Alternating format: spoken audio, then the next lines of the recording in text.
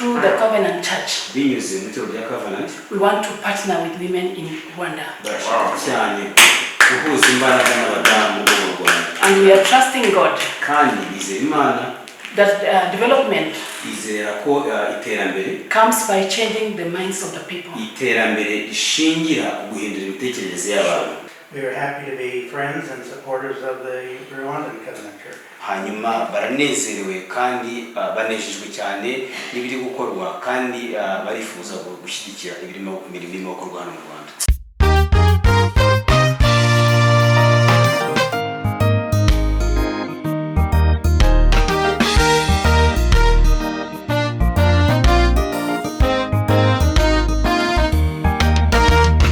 Igitangaza Yesu we, uri igitangaza Yesu we, uri igitangaza Yesu we, heya, uri igitangaza Yesu we, uri igitangaza Yesu we, uri igitangaza Yesu we, uri igitangaza Yesu we, heya, uri igitangaza Yesu we. Watangaje abantu kera ukiri muto, abakubonaga bose baratangaraga, batangazwaga n'ubwenge bwari muri wowe Yesu we.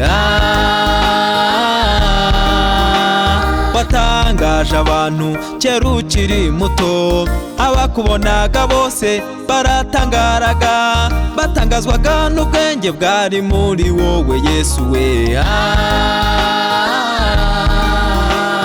Uri igitangaza Yesu we, uri igitangaza Yesu we, uri igitangaza Yesu we, heya, uri igitangaza Yesu we, uri igitangaza Yesu we, uri igitangaza Yesu we, uri igitangaza Yesu we, heya, uri igitangaza Yesu we.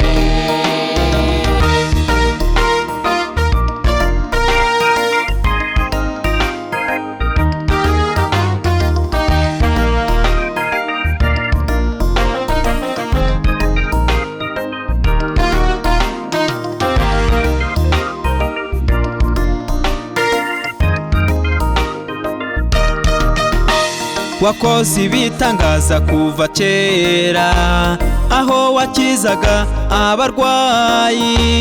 abarwayi b'ibembe ukabakiza, abapfuye mwami ukabazura, kandi na n'ubu kwiringiye uramukiza mwami. Wakoze ibitangaza kuva kera, ubwo wakizaga abarwayi b'ibembe ukabakiza, abapfuye mwami ukabazura, kandi na n'ubu kwiringiye uramukiza mwami.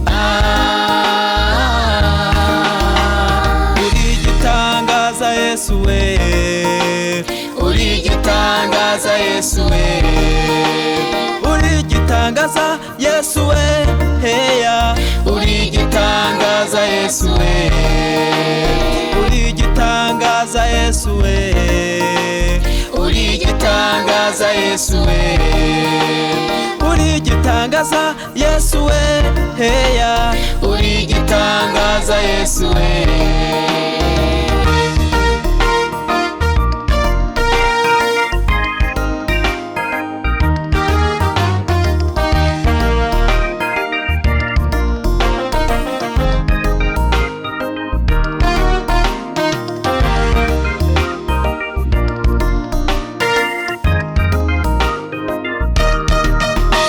Imirimo wakoze iratangaje, no muri iki gihe urakora bikagaragara, natwe ubwacu hari ikintu wadukoreye, gusohoza amasezerano wabigize intego, niyo mpamvu tukuririmbira tugira tuti uri igitangaza Yesu we. Imirimo wakoze iratangaje, no muri iki gihe urakora bikagaragara. Natwe ubwacu hari ikintu wadukoreye, gusohoza amaso. Nyakubahwa Vice Mayor, Honorable Vice Mayor, mu izina ryanjye mu izina ry'itorero ICCR mu Rwanda, and on behalf of the name of ICCR in Rwanda, munyemerere mwakire amashimwe aturutse ku ndiba y'umutima wanjye. allow Bishop to express thankful from the bottom of his heart. Buryo ki akarere ka Gisagara gakomeje kubana neza n'itorero ryacu ry'Abandi. In accordance on how this Gisagara district keep working together in good partnership of ICCR. Tubandikira kugira ngo dukore muri aka karere. When we send a letter for requesting to work to operate in this district, Mwaratworohereje bishoboka byose. it was very easy and faster for the government to give all the necessities to the ICCR. Mutwakira neza rwose n'abakristo bacu. We are warm welcome to our Christians here in this district. Hanyuma nza kubabwira ko kubera uburyo mwatwakiriye, Also, due to that, a warm welcome, a bishop has been informed, Vice Mayor, babwira ko nzabazanira abashyitsi b'umugisha. informed him that due to that hospitality, Bishop promised him that I will bring visitors, Kandi ko nzabishimira. and I'm sure he will love those visitors. Ni muri urwo rwego rero iyi tariki ya 10 That's the reason why today on the 10th, nabasezeranije ko nzabazanira abashyitsi kuva Amerika as I promised you to bring visitors from USA, bavuye ku cyicaro gikuru cy'itorero ku rwego rw'isi. came from the headquarter of Covenant at the international office. Ntabwo ari bo bayobora itorero ku rwego rw'isi, They are not the leaders, the top leaders of Covenant for the international office, ariko ni intumwa z'umuyobozi mukuru. but they are here as the ambassadors of the senior pastor for the international level. Ubuyobozi bukuru bw'itorero ku isi bazi ko uyu munsi bari hano. The leadership of our church for the international level, they really know that today we are here. They Niyo have mpamvu rero nifuza ko aho twazanye babashimira ko mwemeye kutwakira muri ofisi That's yanyu. why I want to request my team Bangize amashyi to tubonere amashyi. appreciate Vice Mayor for giving a welcome to the church. Please, let's Ya reka rero ntangire mbereka abashyitsi twazanye. quickly. Bishop is going to introduce the visitors, Hanyuma baraza kubibwira ni bakuru. and each single person will introduce himself because they are old. Hanyuma nituza gusoza mu izina rya bose. When we go to the conclusion, in the name of all the congregation, Pastor Paul Pastor Paul araza kuvuga na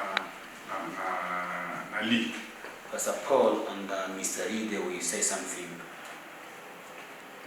Ariko reka mbere ku mupastori wacu wagaruriye itorero hano mu karere ka Gisagara. Let me start to our pastor, who is a representative of ICCR in this district. Yahaguruka akivuga kugira ngo n'abashyitsi babanze bavuge. Stand up and introduce yourself. Thank you. I'm called Pastor Emmanuel Zemurinda. Yitwa Pastor Emmanuel Zemurinda. Okay. Hanyuma reka duhere kuri uriya mugabo uri hariya nawe ahaguruke nawe atwibwire n'icyo ashinzwe mu itorero, umuyobozi w'itorero. Nitwa Pastor Hitimana Emmanuel. His name is Pastor Hitimana Emmanuel. Nkaba n'umuyobozi, nkaba n'umujyanama mu itorero rya ICCR mu rwego rw'igihugu. He's an advisor of ICCR to the national level. Imana imugishe. May God bless you. ikindi atavuze nuko ashinzwe ibijyanye n'ubumwe n'ubwiyunge mu itorero nk'umuntu warokotse jenoside yakorewe abatutsi wababariye abamuhemukiye n'ababahemukiye, akaba yiteguye kuzadufasha guhuza imiryango y'abarangiza ibihano n'abakorewe ayo marorerwa. Also, another thing he didn't mention, he's the one who is in charge of reconciliation in the church, in ECCL church. So as the genocide survived, he's experiencing those life situations. So he's going to help the church to that reconciliation between the genocide survivors and those who made acting on the genocide and killing the people here in the nation. Yeah. Hanyuma hariya hirya murabona hari umubyeyi uhari. Around there is a mom who's sitting there. Uriya ni umufasha wanjye. The wife of Bishop.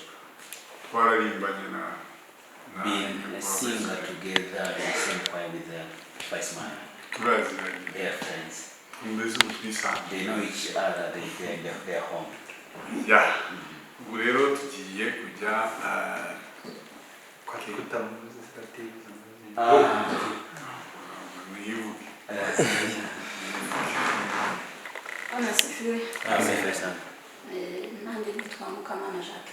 Her name is Jacqueline Mukama. Is the wife of Bishop Gakombe. They have 4 children, 2 boys and 2 girls. May God bless you.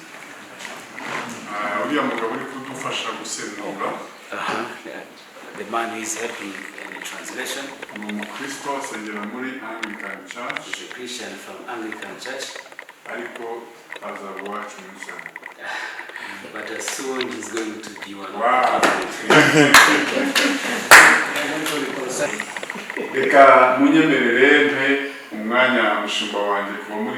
Kindly give a chance to a bishop to welcoming his pastor from Kenya.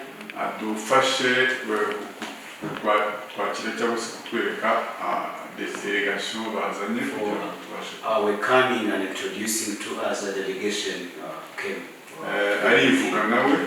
First of all, you have to introduce yourself.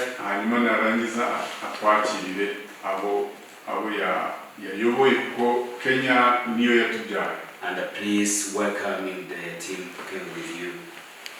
Okay,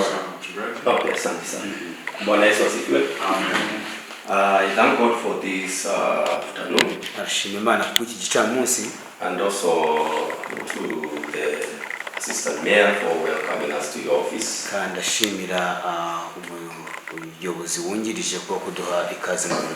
May God bless you. My name is John Warari. I am a pastor with the Covenant Church in Kenya. And also the leader of the Covenant Church in Kenya. In Kenya, the position of the leader is called the moderator. Muri Kenya uwo mwanya afite w'ubuyobozi bamwita umuhuza bikorwa. And so we came with the friends who are from Kenya. Ati twazanye n'inshuti zaturutse muri Kenya. And I will introduce, and I thank God for Mrs. Bishop. Kandi arashima Imana cyane kubw'umufasha wa Bishop. When she's Kenya, she worship in one of our churches there. Iyo ari muri Kenya asengera muri mwe mu matorero yacu ari muri Kenya. And when we have events, we come together, their church and our church. Iyo hari ibikorwa rero bafite hagati y'amatorero, itorero ryabo niryo kwa Bishop barahura bagakorera hamwe. So when I came here and I found her, I was feeling at home. Hanyuma rero ageze hano mu Rwanda akamubona hano yumvishe yiyumva mu rugo. Let me our sister to introduce herself. Reka asabe mushiki wacu bazanye nawe twibwire. Thank you, praise God. Amen. Praise God again. Amen. Your Honor, my name is Dr. Imigishas Chelagat. I am from Kenya, aturuka muri Kenya, one of the women leaders, n'umwe mu badamu b'abayobozi, and a friend to the Covenant Church. kandi we akaba ari inshuti ya hafi y'itorero rya Covenant muri Kenya. Thank you for your invitation. Aragushimira cyane kubw'ubutumire bwawe, And congratulations for the good work that you are doing here. kandi aragushimira kubw'imirimo myiza muri mukora hano. Thank you also for leaving your important work and coming to actually receive us here. Aragushimira cyane kuko kuba uretse imirimo yawe ikomeye cyane hanyuma ukaza kutwakira hano. Because of time, Kandi bitewe I'll only say 2 words. Nagashaka kuvuga ibintu byinshi. One is that Kimwe ashaka kuvuga nuko we women, me being one of them in Kenya, twe bo nk'abadamu aneshima muri Kenya, through the Covenant Church, binyuze mu itorero rya Covenant, we want to partner with women in Rwanda. barashaka cyane guhuza imbaraga n'abadamu bo mu Rwanda. And we are trusting God Kandi bizera Imana, that development bizera ko iterambere comes by changing the minds of the people. iterambere rishingira ku guhindura imitekerereze y'abantu. We understand what you have gone through as a country, Bazi neza ibyo twanyuzemo nk'igihugu, and we believe that kandi bakizera ko a country like Kenya and a church like Covenant, nta kare given an opportunity in Rwanda, God is going to use us and the women are the agents of change in any society. abadamu bo muri Kenya Imana irifuza kubakoresha nk'intumwa zo kugira ibintu batanga mu umusanzu wa Rwanda. Because of time, I will not speak a lot, Kubera igihe ntagari kuvuga but I would like you to take our greetings to the President of Rwanda. ariko aragira ngo rwose Tell him that there is a team from Kenya, ubwirire umuyobozi We are here, hari itsinda ryavuye muri Kenya and we are going to help him kandi turahari kugira in bringing that small development in the community. kugira ngo tugire iterambere And it will contribute to the national development. kugira ngo dufashe mu iterambere Our greetings to the First Lady of this country. rwose udutahirize umufasha. We love you so much. turabakunda. God bless you. Thank you. That's so good. And I will jump there because I want Ellen to be introduced by her husband. So we go to another friend of the Covenant Church. I am Kamal Said, I'm an entrepreneur, a good friend of Covenant Church, and a pastor of Bishop. Yitwa Kamari, ni arikorera, ni inshuti ya hafi ya pasiteri, hanyuma rero yishimiye kubana. Yeah. Then I also introduce you to our national director of church planting in Kenya. Hanyuma agira ngo ababwire Myinshi. Yeah, my name is Reverend Peter Chosen. Yitwa Peter Chosen. I'm the senior pastor of the Covenant Church. It's called Watamu. Kenya is in the coast part ni umuyobozi of our country. w'itorero muri Kenya, ariko mu gace kamwe. It's a tourist destination where we receive a lot of tourists when they come to Kenya. Agace kabo ni agace k'ubukerarugendo cyane, aho bakira abakerarugendo benshi cyane baba muri Kenya. Yeah, thank you for giving our sister church here, ICCR, a good landing and supporting them to occupy. I know in the government they must have maybe some lands that are designated for the church. So at least as you work and you guys are friends, you can try to secure those land because we are planning to plant a lot of churches here in Rwanda. Aragushimira cyane kubwo gutanga umusanzu no kuba hafi y'itorero, kuko babona ko mu butaka mu bikorwa byinshi biri ahangaha barifuza gutangiza amatorero menshi ya Covenant muri kino gihugu. And again, I applaud you guys for how you managed to work in a very good setup from the low level to the operation. I don't know how that maybe happened, but in Kenya, man, it's just a different setup. But I really applaud. When you go everywhere, you'll feel it in the smell of fresh air, peace. Yeah, well, fresh air, peace, and cohesion, and something. I think I'll be vying for the seat of the president of Kenya, maybe 20 later. I try to bring that. God bless you. Okay. I love you. God bless Rwanda and God bless Africa. Bless you. Aragushimira cyane uburyo mukora ibintu hano, uburyo mushyira ibintu ku murongo, uburyo muyobora abaturage, ngo yakomeje kwitegereza uburyo bisobanura inseko nziza. Murabona ko ari ikintu kizana amahoro, kizana imikorere myiza. Bakavuga yuko rero bimukundiye nawe mu gihe kizaza bagira ibintu byinshi bigira hano ntabwo azi neza ukuntu bikorwa ngo ariko abona ko hari ikintu kinini cyane cyo kwigira ku mikorere yanyu. Wow. And our partner from US, and he will introduce himself and give the wine inshuti yacu n'abafatanyabikorwa bacu baturutse muri Amerika kugira ngo nawe twibwire atubwire n'umufasha we. I'm Lee Robinson, a member of Covenant Church in the United States. N'abanyamuryango ba Covenant muri Amerika. And a friend of Covenant missions throughout the world. And we were a friend of very good friends of the Kenya Covenant, and now that Pastor there has officially started the Rwandan Covenant. hanyuma bakaba inshuti za hafi za Covenant Church muri Kenya. Hanyuma nk'uko bibona hari imirimo irimo iratangizwa muri Kenya, mu Rwanda bakaba ari inshuti za hafi nanone za Covenant hano mu Rwanda. We are happy to be friends and supporters of the Rwandan Covenant Church. Hanyuma baranezerewe kandi banejejwe cyane n'ibiri gukorwa kandi barifuza gushyigikira imirimo gukorwa hano mu Rwanda. The Covenant Church throughout the world, one of its big parts of its culture is racial reconciliation. Mu itorero rya Covenant kimwe mu bintu bakora cyane nibijyanye n'ubumwe n'ubwiyunge. So the Covenant Church of Rwanda is a very good, will be a very good agent towards reconciliation between different groups here in Rwanda that may have been enemies. Itorero rya Covenant hano mu Rwanda rizaba umuyoboro mwiza wo gufasha mu bijyanye n'ubumwe n'ubwiyunge hagendewe no kubyabaye muri iki gihugu. This is my wife Ellen. Umufasha we Ellen. Yes, I can talk for myself. I am Ellen. Yitwa Ellen. I've been married to Lee for 47 years. Bamaze imyaka 47 bubakanye.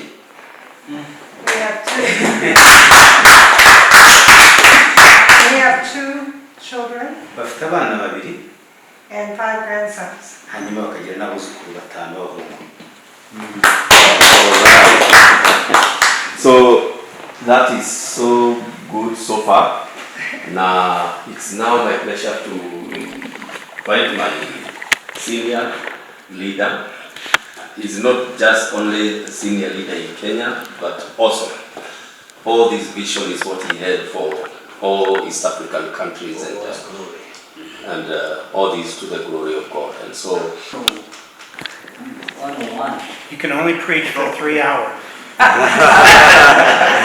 It's 101. We don't want to keep you long, but thank you so much. Bashaka ko bafata umwanya munini ariko cyane barabashimira cyane.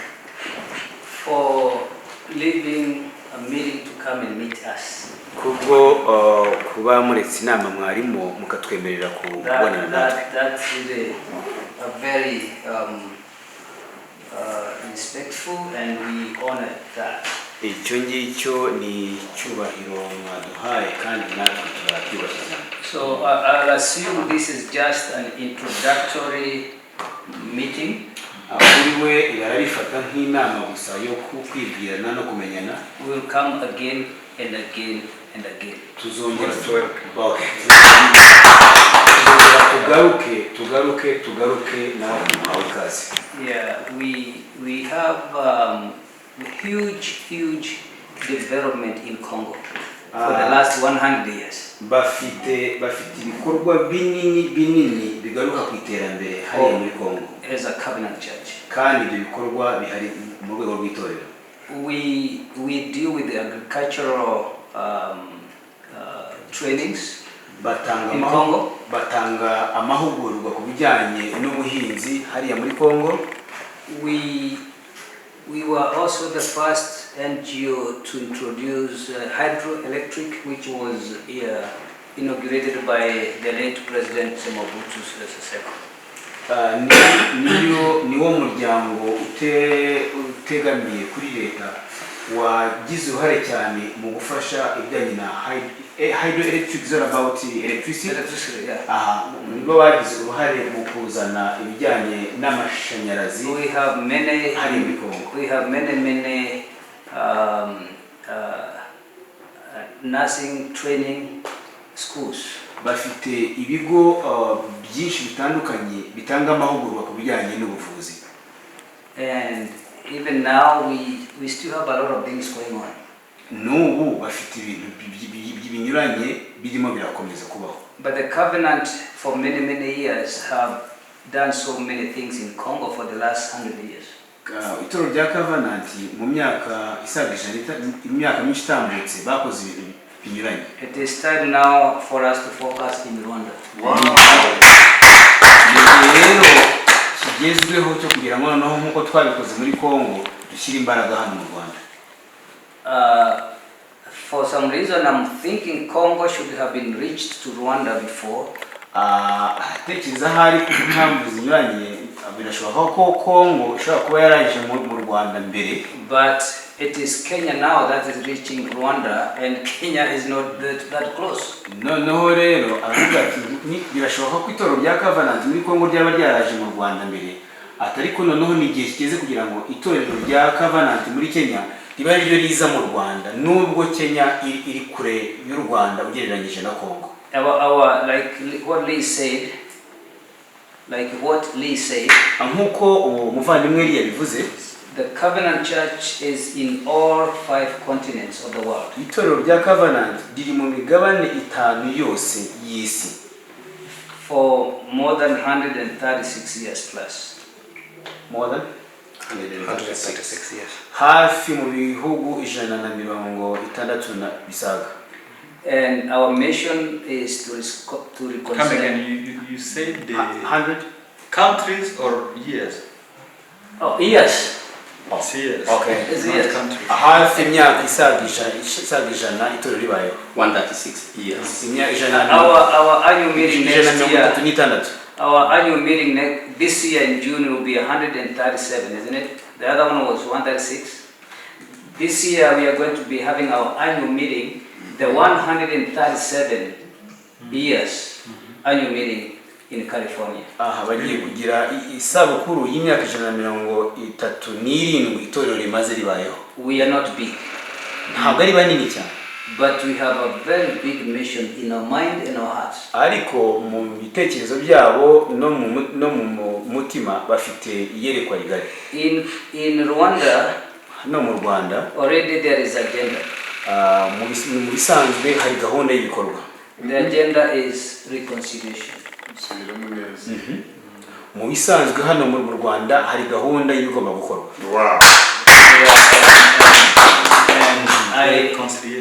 Reconciliation. Hanyuma mu bigomba gukorwa kukiza kwisonga n'ibijyanye n'ubumwe n'ubwiyunge. We are not coming here to open the wounds of the people. Nta wounds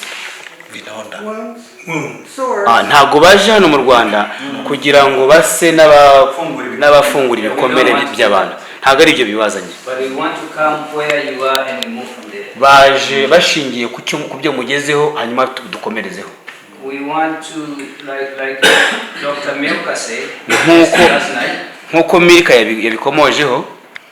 Dr. Milka plays a very big role in the government of Kenya. Uyu mubyeyi Dr. Milka afite umurimo munini cyane muri leta ya Kenya. And she wants to see from 50 to 100 women come into Kenya. Arashaka kubona nibura abadamu umubare munini baza muri Kenya. To learn from us. Kugira ngo bigire ku byo bakora. We want to come to learn from you. Hanyuma natwe tukigira ku byo mukora. I was just asking him if he can come to Kenya and go to school and do his master's in community development. Ati yahoza mbaza niba ashobora kujya iwabo muri Kenya kugira ngo nige icyiciro cya masters noneho mu bijyanye n'iterambere ry'icyaro bifashe ko bizazamura n'uduce twacu. Because the covenant goes along with church, education, and what was the other one? And health. Uko itorero rya Covenant rigenda mu bijyanye n'ivugabutumwa, uburezi hanyuma n'ubuzima. Once we reconcile him to himself. Hanyuma nitumara to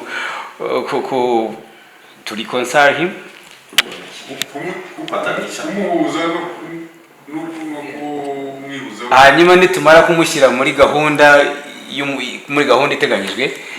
Yeah, then and get into the roots of the covenant.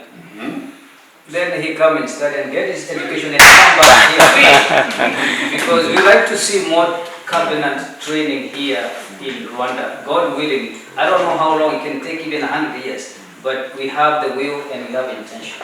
Ati ntago bo bazi igihe bishobora gufata yaba imyaka 100 yaba ari iki, ariko icyo bashaka icyo bafite ni ubushake bwo kubona ibintu bihinduka. So it is my hope that when our people come from any country in the world to come to Rwanda, we yizera ko abantu biwabo muri Kenya baje cyangwa se n'abaturuka mu bindi bihugu baramutse baje mu Rwanda, either as missionaries here or to work here, yaba ari aba missionnaire baza hano cyangwa se gukorera hano, that your government will facilitate that to happen. Dutekereza ko ubuyobozi bwite bwa leta mwadufasha kugira ngo ibyo bishobore kugerwaho. Thank you so much. Turabashimira cyane. Yes, go ahead. I'll say a little bit more. The covenant work in Congo is in Ubangi province. Ubangi province. Way in the northwest, so it's very far from here. And so the Rwandan Covenant Church, because it's close to Eastern Congo and culturally close and by people's associations close, the Rwandan Covenant Church is best positioned to bring churches to Eastern Congo that can also bring reconciliation. And so that is why we consider the Rwandan Covenant Church to be very strategic.